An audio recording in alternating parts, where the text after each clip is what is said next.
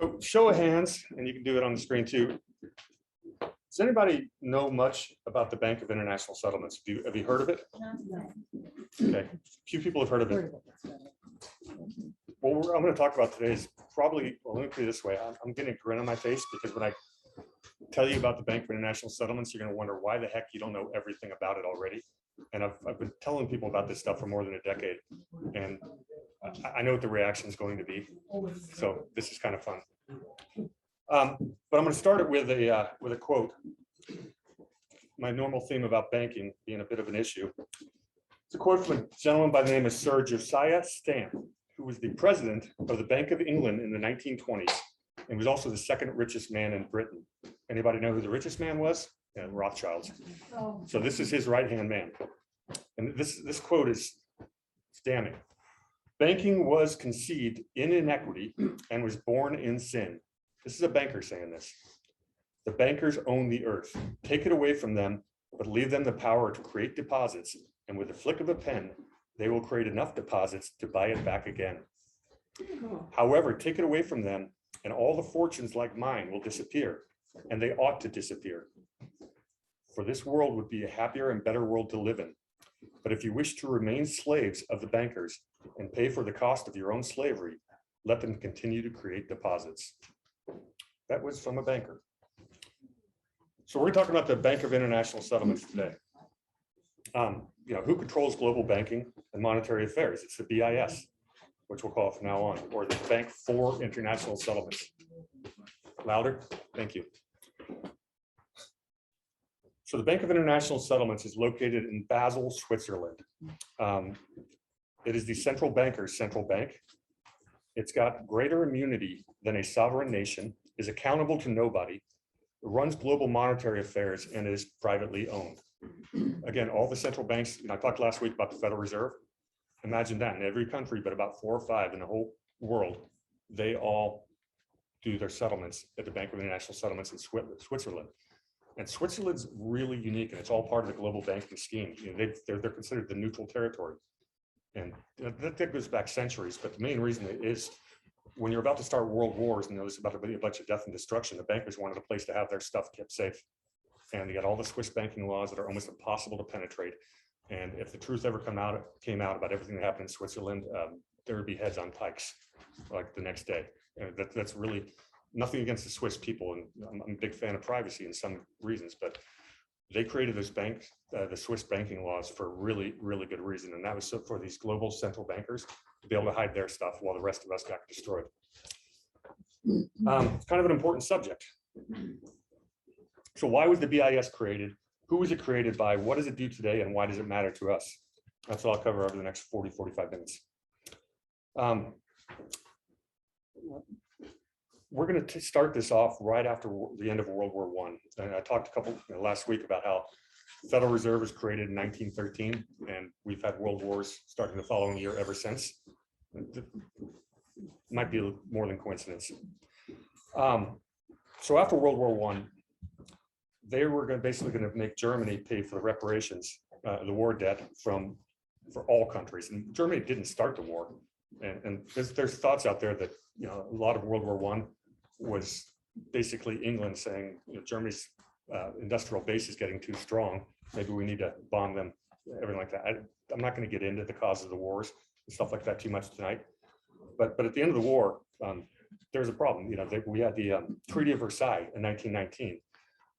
People that were there, like the Dulles brothers, et cetera, that basically were cronies of the bankers, and they were negotiating political treaties, which is very interesting how they got away with that at the time. In the aftermath of World War I and the impending collapse of the German economy and political structure, a plan was needed to rescue and restore Germany, which would also insulate other economies in Europe from being affected adversely. That is not true at all. The truth is, in World War I, the bankers lent money to all these governments so they could build their war machines, and the bankers wanted to get paid back.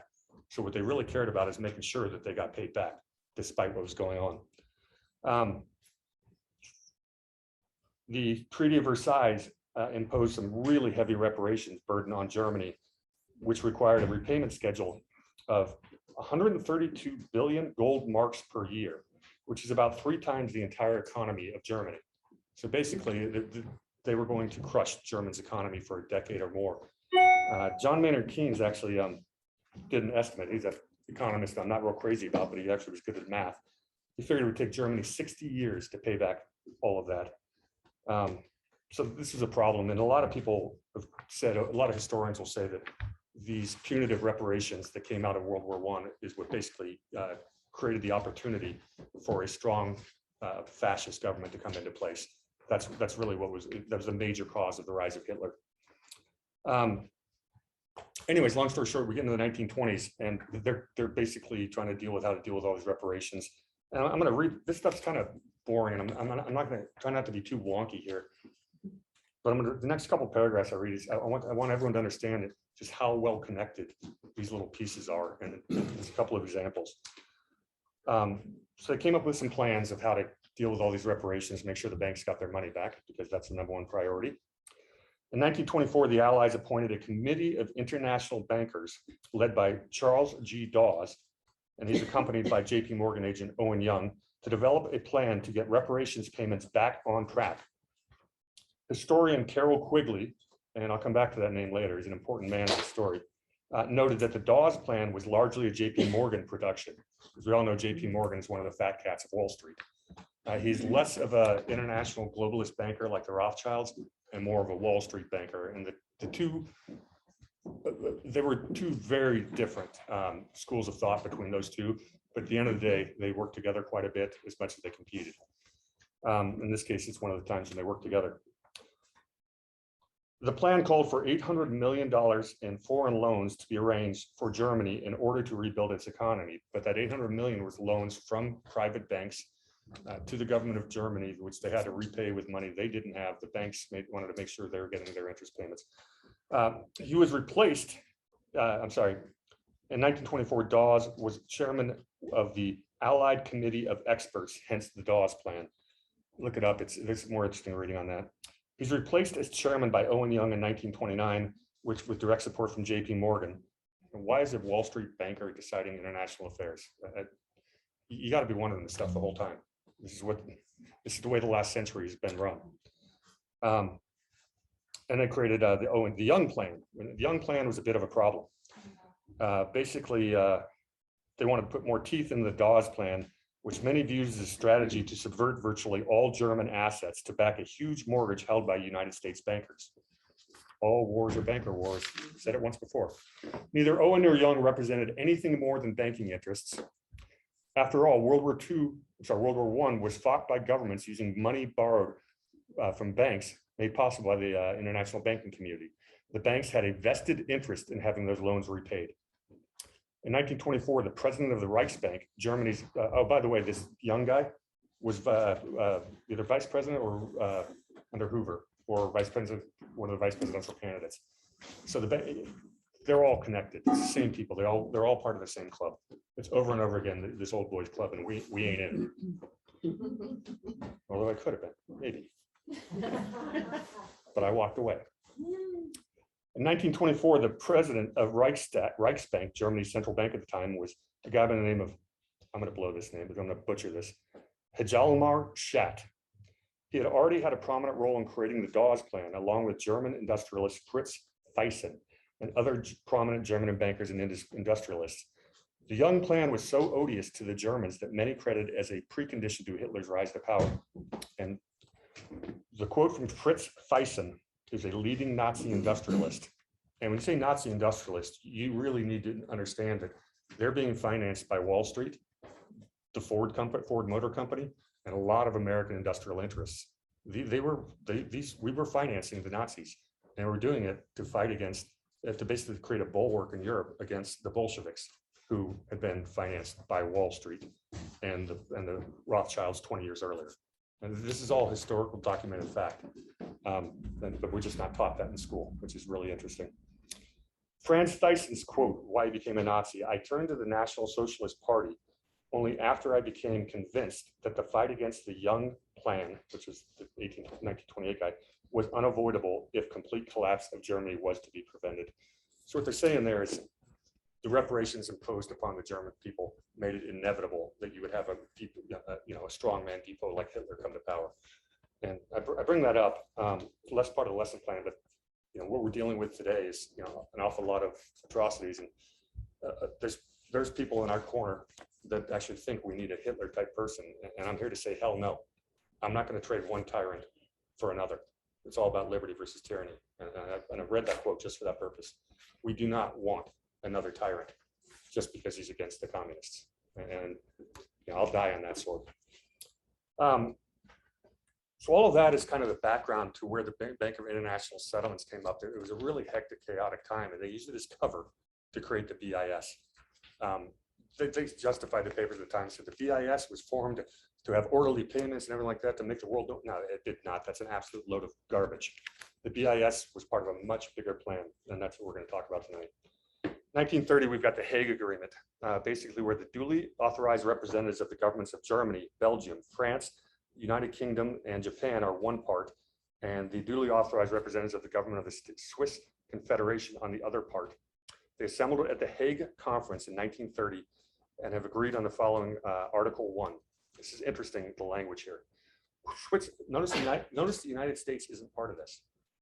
Kind of interesting. Switzerland undertakes to grant the Bank for International Settlements without delay the following constituent charter having force of law. Basically, yeah, they're creating international law. A bunch of bankers are. Not to abrogate, I think I said that right, this charter, not to amend or add to it, and not to sanction amendments to the statutes, blah, blah, blah. The B.I.S. was formed with funding from the central banks, the private central banks, just like our Federal Reserve, just like the Rothschilds banks all over, of 6 nations: Belgium, France, Germany, Italy, Japan, the United Kingdom. In addition, 3 private international banks from the United States also assisted in financing the establishment of the B.I.S. Those banks were J.P. Morgan and Company, shocker, First National Bank of New York, and the First National Bank of Chicago. Both of those 2 entities have been melded into other banks over the last 10 decades.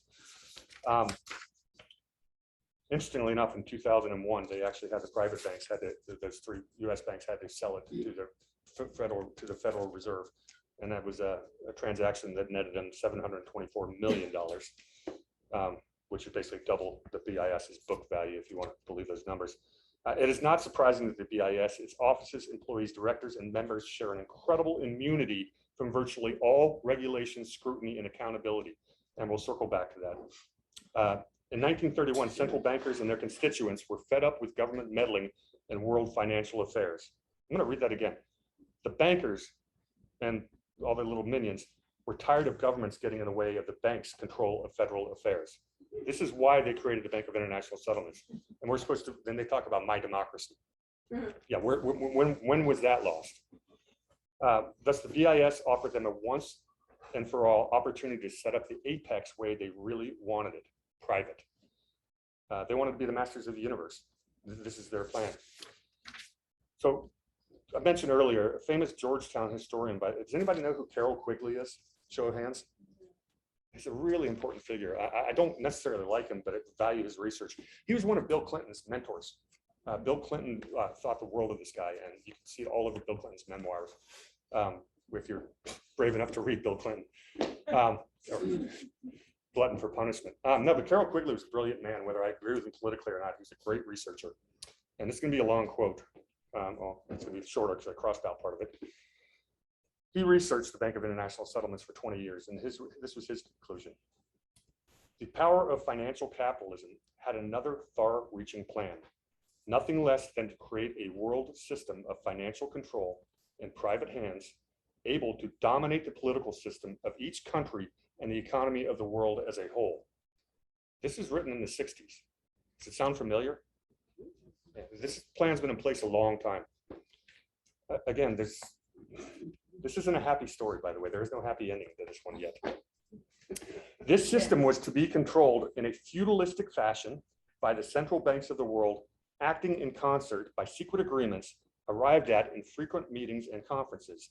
The apex of the system was to be the Bank for International Settlements in Basel, Switzerland. Can I buy a vowel? A private bank owned and controlled by the world's central banks, which were themselves private corporations. Sounds like a worldwide coup to me. And they pulled it off, and here we are. So the BIS offered them a once and for all opportunity to set up the Apex way. They demanded some conditions, and they got what they demanded. This is a bunch of bankers saying to the governments of the world, this is the way we're going to operate the world's financial systems.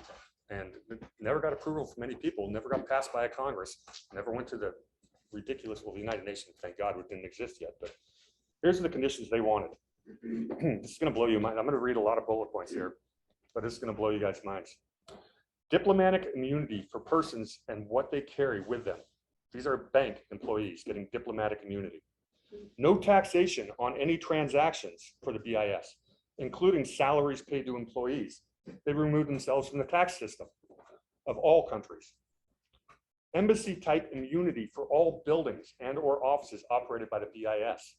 They're their own territory. If they put down a building in San Diego, California, sheriff can't even do a search warrant there. No oversight or knowledge of operations by any government authority. Interesting. Freedom from immigration restrictions. Freedom to encrypt any and all communications of any sort. This is back in 1930 or 31. They're talking about this stuff.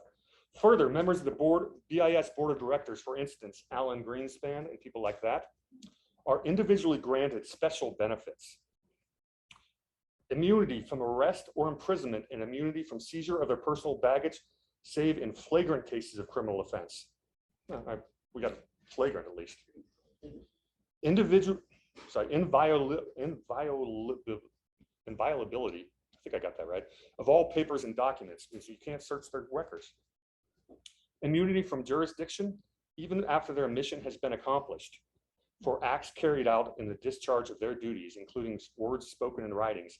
Exemption for themselves, their spouses, their children from any immigration restrictions, from any formalities concerning the registration of aliens, and from any obligations relating to national service, blah, blah, blah. They have the right to use codes in official communications. All right, lastly, you guys are starting to think that there's people that live outside the law? Seen a pattern here, which we've talked about before? Lastly, all remaining officials and employees of the BIS have the following immunities: immunity from jurisdiction for acts, et cetera, et cetera. I don't think I need to continue on that. I'll save us a little bit of time, but just basically they put themselves outside the law. I'd like to be outside that. That'd be kind of nice. All right, so what exactly does the BIS do? You might be asking, besides become immune to laws. Their day-to-day operations include, and I won't go all over this, they're buying and selling gold coin or bullion for its own account or for the account of central banks. So they're basically a hedge fund based on that. They're buying, selling, and they're making transactions for all the central banks. They're the repository. So like you and I buy stocks, we go to the New York Stock Exchange or the NASDAQ or something like that. And they are our custodian or the exchange. Well, the BIS is the global exchange for all this paper that's trades millions of times, billions of dollars every single day. They're holding gold for their own account under reserve in central banks. They accept the super blah, blah, blah. They're making advances to borrowing from central banks against gold, bills of exchange, and other short-term obligations, basically commercial and banking paper. The paper market is huge. When I say paper, I'm talking about 30, 60, and 90-day loans, which is basically how the corporate world finances itself. When every penny counts for these mega international corporations, they don't keep $1 million in the bank to meet payroll. They lend out money at very low interest. And this is the commercial paper market, what goes into our money markets. And the very important point is I recommend that nobody invest in money markets if you're risk intolerant. Money markets are mutual funds. People say, oh, as opposed to a savings account, which is actually a bank deposit, slightly safer. These mutual funds trade just like a stock market mutual fund. It can go up and go down. Everyone goes, well, these money market instruments, most of it's banks doing overnight paper to themselves, 30, 60, 90-day overnight paper at very low interest rate, but it's supposed to be very stable. But if you remember back in 2008 and 2009, we had the run on money markets. It was called breaking the buck. People started to doubt the ability of these companies to make their payment in 30, 60, or 90 days, especially the banks.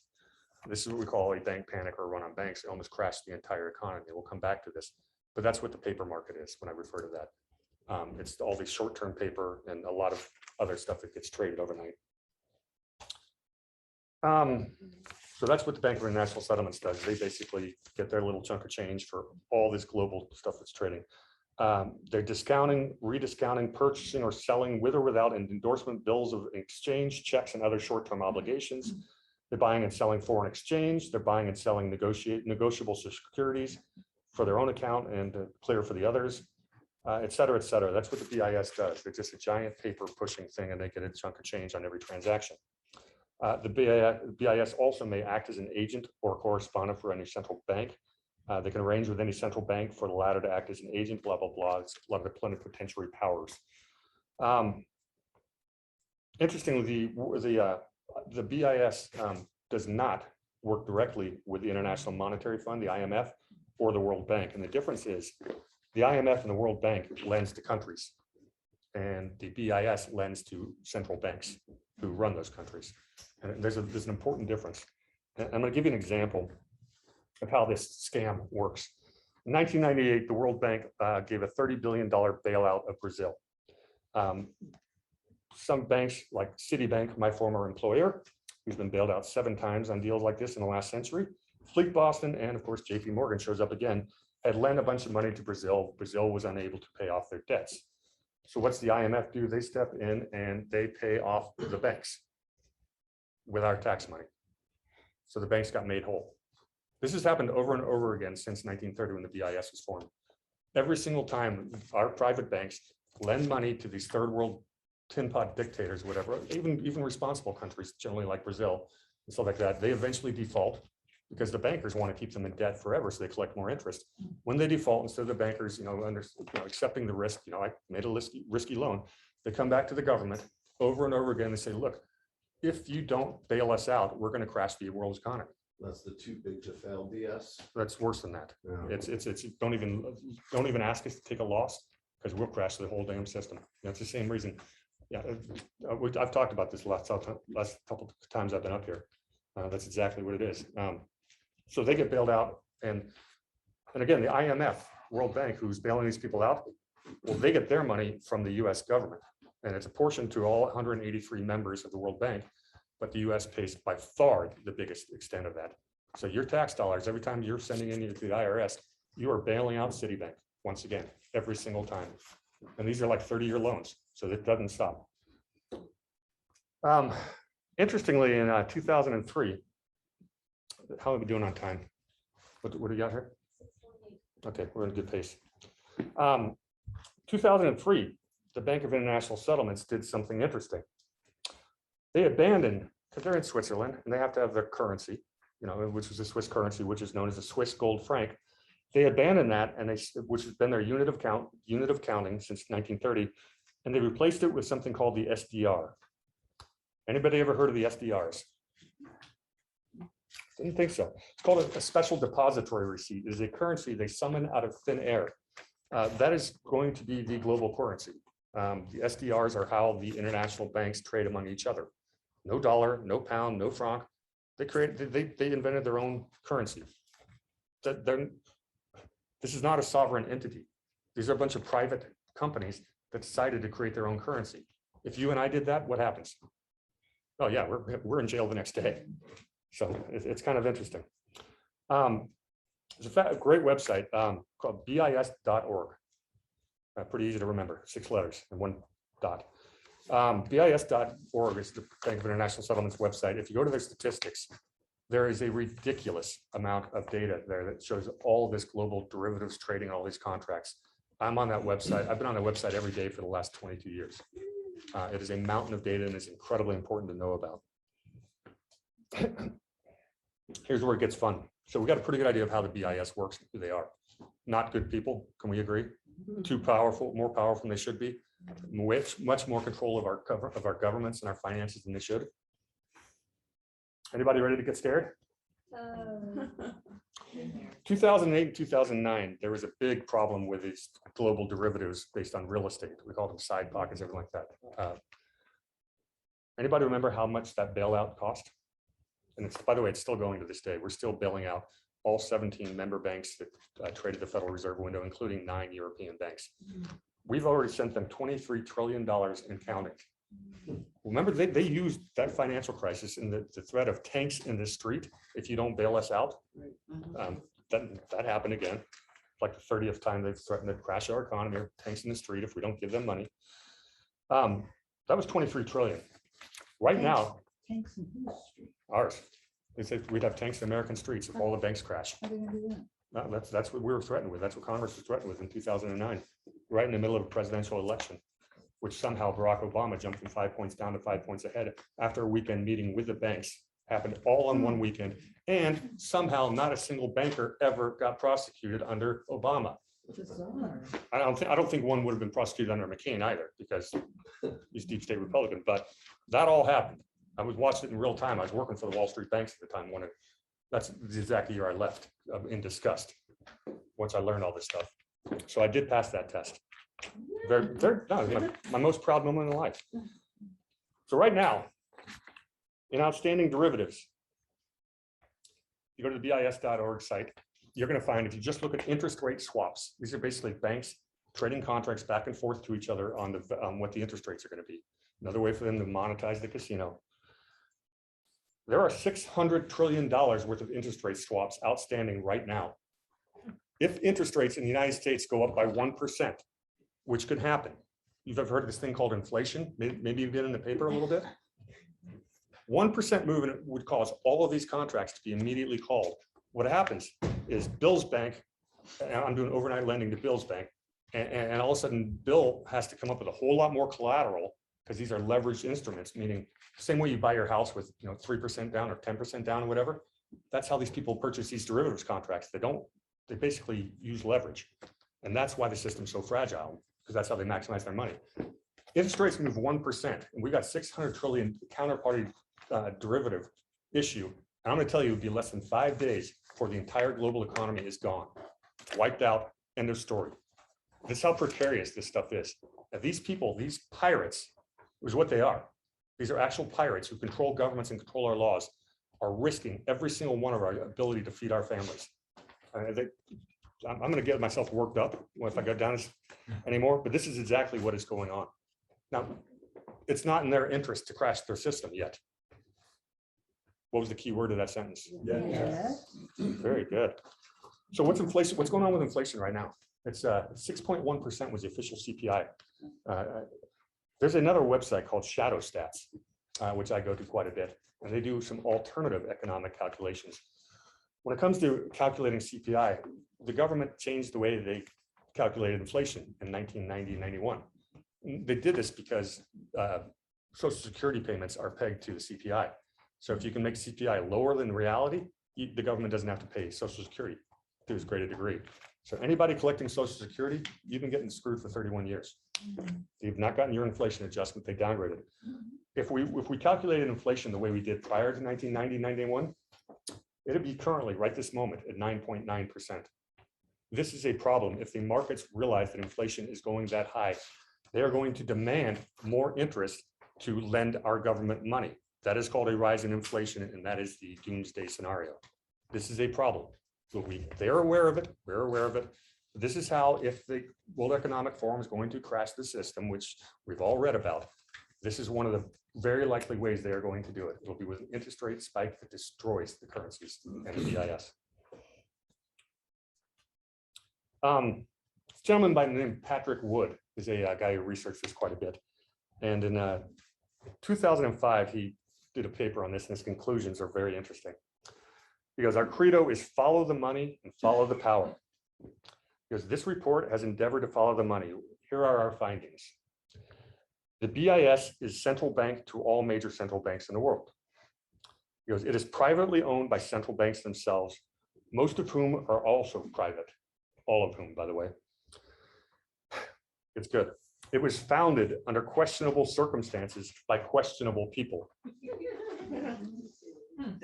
It is accountable to no one, especially government bodies. It operates in complete secrecy and is inviolable. This is the free world we live in. This exists. I mean, this is what gives me nightmares when I think about this stuff. This is what keeps me up at night. Movement of money is obscured and hidden when routed through the BIS. No transparency whatsoever. Can't imagine anything going wrong. We can trust the bankers, can't we? The BIS this is going to get good. This is in 2005, mind you, these next couple of predictions. The BIS is targeting regional currency blocks and ultimately a global currency. What they were talking about is making America, Canada, and Mexico be one block, and we have something called the Amero. They talked about that. We already have the euro. I don't know what they would call the one in Asia. That's what they were trying to do, is basically take away our national sovereignty until we eventually got to a one world government currency. That's what they've been working on since 1930, at least. It has been hugely successful at building the new international economic order, along with its attendant initiatives on global governance. Sounds really familiar. That was 16 years ago. This guy saw everything was about to happen. As to follow the power, another paper will more fully explore the influence of power that the BIS exerts over the banks, nations, and governments. Proverbs 22:7 provides a useful compass. The rich rule over the poor, and the borrower is servant to the lender. That's what keeps me up at nights, and that is my presentation. Any questions?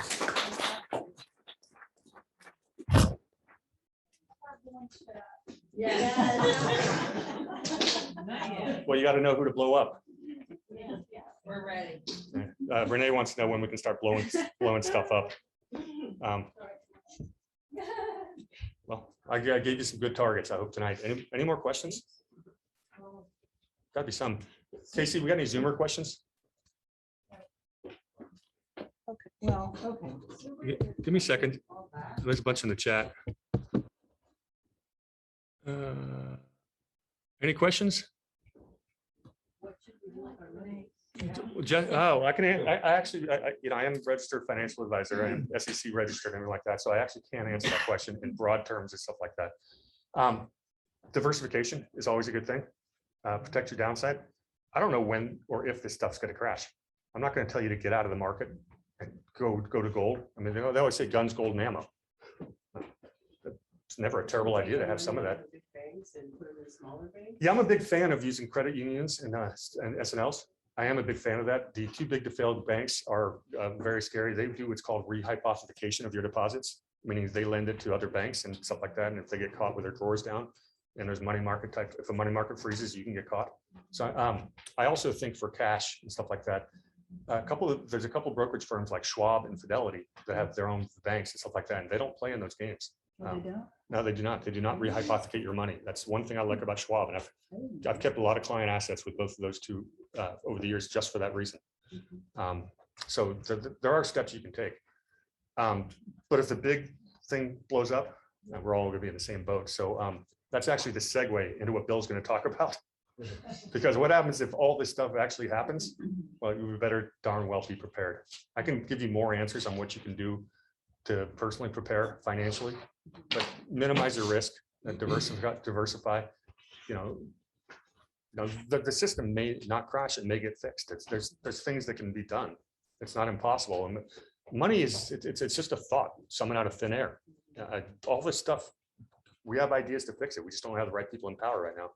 And what I've told you guys the last few weeks is it's he who controls the supply of currency that matters. And now we know who it is. What about cryptocurrency? I got interesting thoughts on crypto. It has a chance to liberate everybody in some ways, but it is not okay as a standalone solution. It does not work. What matters, and it's because simply if we get hit with EMP and you don't have access to your phone, no electricity, you can't buy or sell anything. You've got to have some kind of a paper or physical thing that goes with a crypto. Bitcoin by itself, it's a great solution, but it takes way too long and too much power and stuff like that. But there's other things like XRP where they can do cross border. That's what I was going to ask about. I mean, could we use XRP until we get rid of BIS then, since it goes? Well, it's functional. I've got a small caveat with XRP, and I was involved with some of the private placements of the early Ripple Lab stock. So I know some of the early investors, and I moved some of that for them. XRP? That's Ripple. That's basically a cryptocurrency where I can send money to Europe in about 5 seconds at almost no cost. Right now, if I'm going to send money across the Atlantic and stuff like that, it could take 1 or 2 days and it costs a few $100s. XRP is a very functional cryptocurrency. My biggest issue with it, and this is not a real negative, or it might be, it depends on what your perspective is I know for a fact that about somewhere around 40 to 50% of the original investors in XRP or Ripple Labs are international banks. So, but I also personally know some of the early investors. These are people that I trust to a certain degree. I mean, they've got good instincts. These are some pretty big movers and shakers in the California venture capital world. It's not really a question, just a comment. I saw an article about how IRS is going to start going after the cryptos. Oh yeah, the IRS. The question was, is the IRS going to start going after cryptos? Oh well, yeah, under the Biden regime. Oh yeah, they're coming up. We got to see what the SEC is talking about these days. I get these emails and stuff like that, so it's going to be ugly. But I don't know if they're going to be able to pull off what they want to pull off, but they certainly do want to go after us.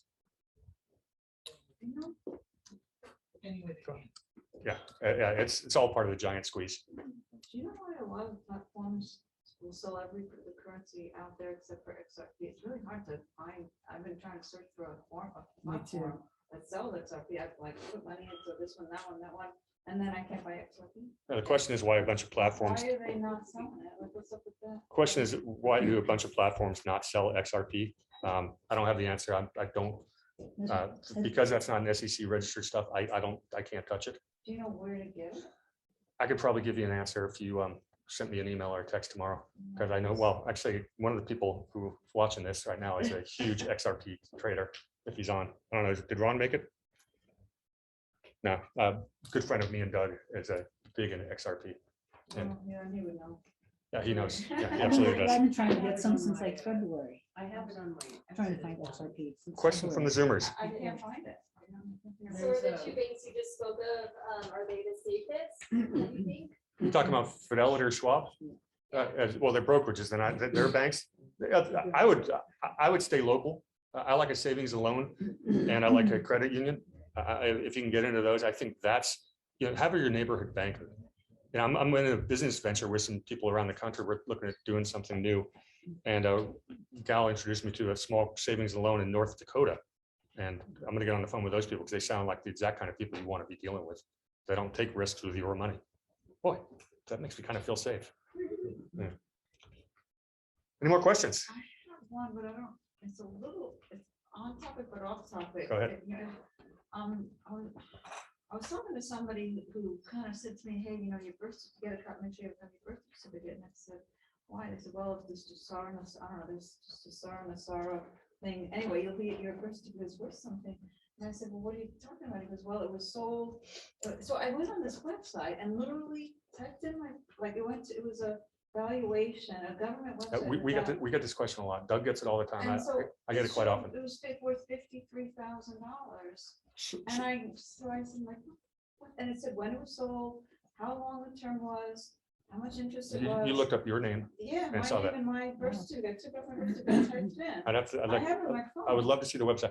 Oh my God, I asked the bank actually. I said, I'd like to catch this. The question is about. Well, I did. I did. She gave me a form and she said, I'm gonna look into this for you. So I'm a medical director of an underground shelter. And there are some former Pentagon people that are part of this. And they're the ones who told me about this, right? So I said to this bank, I said, look, this is like a real thing. Like I need you to look into this. And so anyway, I went back to my Pentagon guy and I said, well, you never believe this. It says we're $53,000. He goes, well, if you try and cash it, they're gonna recapture the money. Like, because he knows two people that got a payout. Let me jump in for the Zoomer people.